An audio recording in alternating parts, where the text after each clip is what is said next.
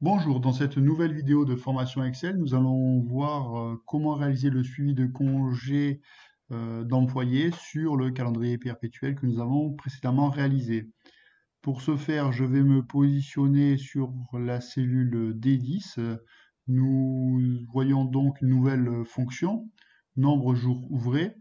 Quand je clique dessus, je m'aperçois que j'ai la date de départ, la date de fin, à savoir le 1er janvier jusqu'au 31/12 de l'année, donc en K1, à savoir 2023, plus les jours ouvrés qui doivent être pris en compte et qui vont être soustraits à cette plage de dates, date départ, date de fin, de telle sorte d'avoir le bon nombre de jours ouvrés. Les jours fériés sont ni plus ni moins que la plage donc de jours fériés qui se situe sur l'onglet jours fériés en plage D4 à D16. Une fois que j'ai réalisé ceci, je vais donc aller sur total de congés. Donc total de congés sur une base de 35 heures semaine, ça fait 2,5 jours de congés par mois. Donc on arrive à 30 jours. Maintenant, si j'ai donc les jours de congé disponibles, donc là pour les calculer, il va falloir que je fasse donc E10, le total des congés possibles, moins nombre 6 couleurs, donc 6 couleurs sur L10 à NM10, c'est-à-dire de cette cellule jusqu'à la cellule équivalent au 31/12 de l'année. Je vais donc vérifier que j'ai la couleur qui correspond à congé payé ici, la même.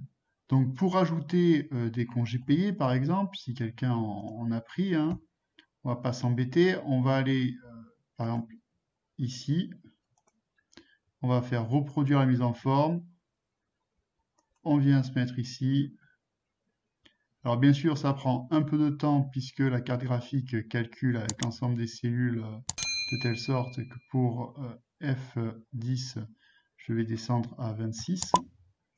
Voilà, c'est le cas, donc il me restera donc 26 jours. Maintenant, le nombre de jours de RTT possible, et donc on va mettre le nombre de jours possible, voilà, moins les congés sans solde. Donc là, ce qui veut dire qu'on aura un total de 25. Le nombre de jours pris, ben c'est simple, c'est pareil, hein, c'est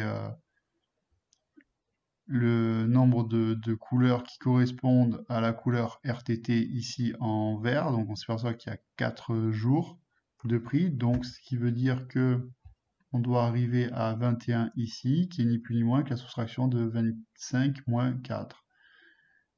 Si effectivement ici je décide de reproduire une mise en forme et dire qu'ici, ah non, je me suis trompé.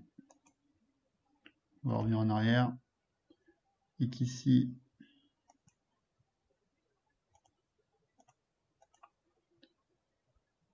hop, je reviens là. Mise en forme. Voilà, donc là, automatiquement, je dois monter à 5 jours de RTT.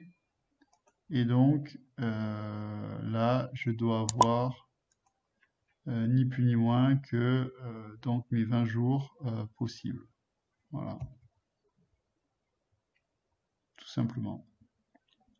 Le nombre de jours de congé sans solde, c'est la même chose, hein. Il suffit de reproduire ici cette couleur sur des cellules et on va voir que ça va avoir une incidence.